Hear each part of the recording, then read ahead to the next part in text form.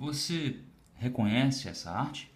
Sim, ela é uma das várias artes de excelência assinada pelo grande Hal Foster, autor do Príncipe Valente. Essa é uma edição relativamente rara, é uma das edições da Ebal, tá certo?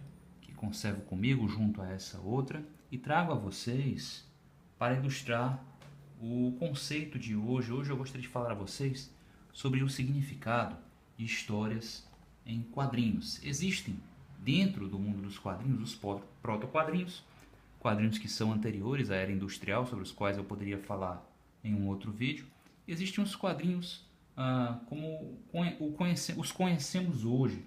Os quadrinhos que são um produto dos meios de comunicação de massa e da era da reprodutibilidade técnica da era industrial, tá bom?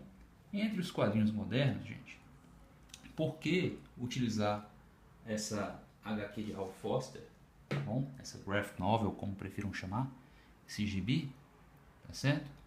Para abordar o conceito, porque para muitos existe uma controvérsia sobre o quadrinho do Príncipe Valente em particular ser HQ ou não. Eu deixo desde já claro o meu posicionamento com relação a isso.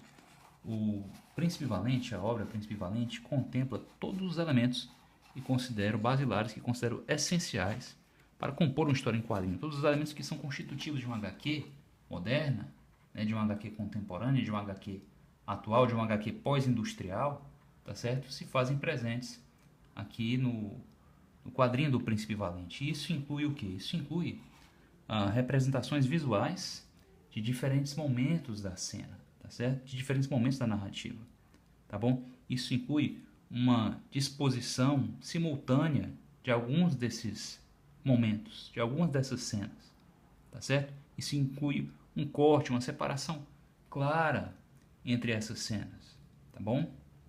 Então, nós temos várias imagens, um conjunto de imagens destinadas a narrar uma ação, um evento, tá certo? A expor um contexto seguindo uma ordem, tá? Cronológica, tá bom? Uma ordem, uma temporalidade narrativa, tudo bem? Todos os elementos se fazem presentes aqui, tá bom? Professor, então o senhor está se referindo à disposição das imagens? Sim, disposição, corte. Para alguns, gente, onde é que repousa a controvérsia? Para alguns, a ausência de balões limita o reconhecimento da obra Príncipe Valente como quadrinho legítimo. Mas isso é sabido, especialmente por quem estuda quadrinho, por quem acompanha o quadrinho, que é um elemento, não digo que seja trivial, mas não é um elemento imprescindível, o uso de balões. Quanto à disposição do texto, a obra do Príncipe Valente, ele era disposto dessa forma, porque Hal Foster, que não era exatamente o maior admirador da linguagem dos quadrinhos, tá certo? Ele, por ser um artista acadêmico, um artista que tinha formação acadêmica, e até pela idade dele, né? Ele nasceu, se não me engano, em 1892, se não me falha a memória. Até pela idade, ele é um autor que ele carregava consigo alguns preconceitos quanto à linguagem dos quadrinhos, e tentou desvencilhar-se deles como pôde, né? Ele acreditava também que os balões eles ocupavam demasiado espaço dentro do painel e comprometiam a composição visual. Então ele não era o maior fã de balões, tudo bem? Ele primava por uma composição limpa, que no caso dele dispensava os balões, ao mesmo tempo tentava se afastar da ideia de que muitos tinham de que HQ, ilustrações acompanhadas de balões eram necessariamente infantis, ele evitava a comparação com tiras cômicas que carregavam o elemento do balão, tá bom? Mas não existiam outras histórias de aventura que também tinham balões? Sim, mas elas não tinham esse esmero, né, na arte, salvo a exceção do material do Alex Raymond, tá certo? A maioria delas não tinha esse mesmo esmero, e isso gerava um preconceito, especialmente no meio acadêmico, tá bom? Isso só veio a começar a mudar nos anos 60.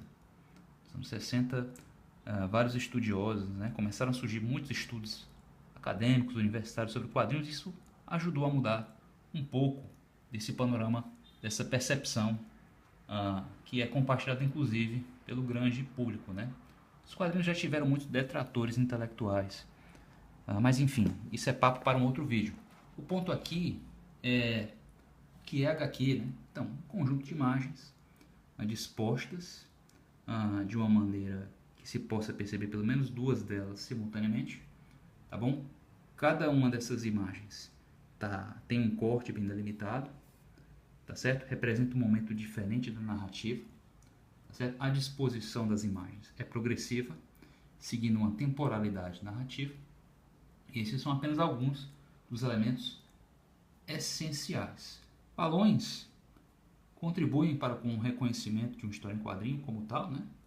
Mas não são de forma alguma imprescindíveis. E esse é o posicionamento claro deste autor, deste professor e deste canal, tá bom? Vocês devem estar se deleitando aí com a qualidade das imagens, com a excelência do traço de Hal Foster, né? Afinal, traço de um virtuoso. Vocês devem estar muito mais atentos a isso do que propriamente a minha fala, certo? E você conhece histórias em quadrinhos? Para você, o que são quadrinhos? Os balões são necessários? Comenta aí na aula de comentários, aproveita para se inscrever se você deseja ouvir falar sobre quadrinhos por uma perspectiva técnica. Eu sou autor, sou professor, sou formado em jornalismo, poderia abordar os quadrinhos jornalisticamente, mas porém tenho muito mais interesse. Já escrevi textos acadêmicos sobre quadrinhos, né? Mas tenho muito mais interesse em abordá-los como autor e como professor, tá bom? Então deixa aí na aula de comentários o que você pensa sobre o assunto, certo? Vamos tentar realizar aqui uma série de exposições conceituais, tá certo? Que objetivam levar o seu conhecimento de quadrinhos a um outro patamar.